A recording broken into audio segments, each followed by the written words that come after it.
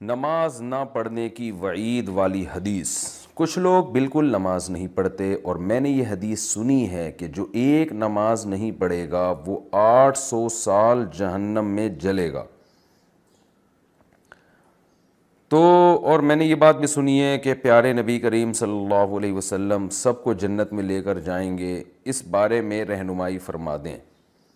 بشرا رحمان، ڈیرہ غازی خان سے۔ دیکھیے، جو 800 سال جہنم میں جلنے والی حدیث ہے نا، یہ فضائل اعمال میں ہے، جس کے الفاظ یہ ہیں کہ ایک حقوب جہنم میں جلے گا، اور ایک حقوب کچھ پتہ نہیں 1000 سال کا، اس طرح کر کے کچھ کیلکولیشن کی ہے۔ لیکن یہ حدیث کہیں بھی تلاش کے باوجود ہمیں کتابوں میں ملی نہیں ہے، حتیٰ کہ جو شیخ الحدیث مولانا زکریا رحمۃ اللہ علیہ انہوں نے بھی نیچے لکھا ہے کہ لم اجدہ فی کتب الحدیث۔ تو اور جس کتاب کے حوالہ دیا، میں نے اس پہ ایک دفعہ بڑی تحقیق کی تھی تو کہیں ملی نہیں ہے، تو اس لیے اس حدیث کو بیان کرنے سے اعتراض ہی بہتر ہے۔ باقی یہ کہ ایک الگ بات ہے کہ نماز چھوڑنا اسلام میں سب سے بڑا جرم ہے، یعنی شرک کے بعد سب سے بڑا جرم نماز کو قضا کرنا ہے، تو اس لیے اس کی سزا ہے بہرحال بہت سخت۔ وہ کیا ہے اس کی تفصیل ہمیں نہیں ملتی، تو نماز کی پابندی کرنی چاہیے۔ نماز کا قضا کرنا جہنم کی آگ کو اپنے اوپر حلال کرنے کا ذریعہ اور سبب ہے، تو اس کا بہت زیادہ خیال کرنا چاہیے۔ یہ مسئلہ کہ بھئی ہمارے پیارے نبی تو سب کو جنت میں لے کر جائیں گے، تو یقیناً لے کر جائیں گے سفارش کی وجہ سے، لیکن اس میں بہت سے لوگوں کی سفارش فوراً قبول نہیں ہوگی، بلکہ کچھ سزا کھانے کے بعد وہ جائیں گے۔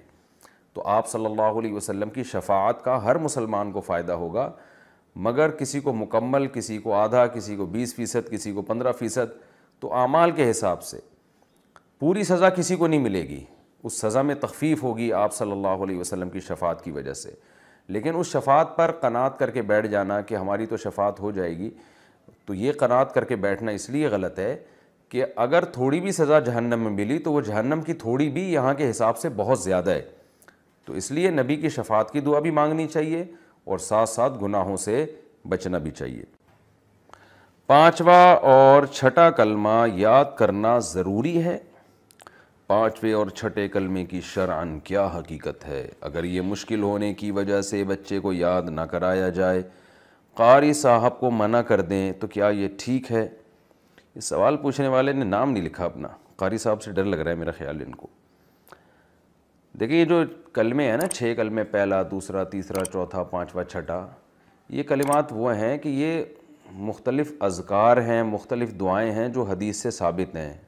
اور ان کے علاوہ بھی بہت سارے کلمات حدیث سے ثابت ہیں۔ تو کسی زمانے میں کسی بزرگ نے، کسی عالم نے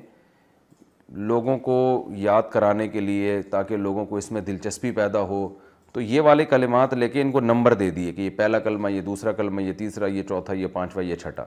تو یہ کلمات کو جو نمبر لگے ہوئے ہیں نا، پہلا، دوسرا، تیسرا، چوتھا، 5واں، چھٹا، یہ کہیں قرآن و سنت سے ثابت نہیں ہے۔ تو بس یہ ایک کسی زمانے میں کسی عالم نے، تاکہ لوگ اس بہانے سیکھ لیں کہ بھئی یہ ایک اہم کلمات ہیں، ان کے اچھے الفاظ ہیں، ان میں اللہ کی توحید ہے، اللہ کی کبریائی ہے، استغفار کے کلمات بھی ہیں، تو وہ انہوں نے، تاکہ جو چیز نمبر لگا کے یاد کی جاتی ہے نا، وہ انسان کو سہولت سے یاد ہو جاتی ہے، تو الگ سے ان کی کوئی کلمے کے لحاظ سے کوئی خاص فضیلت نہیں ہے۔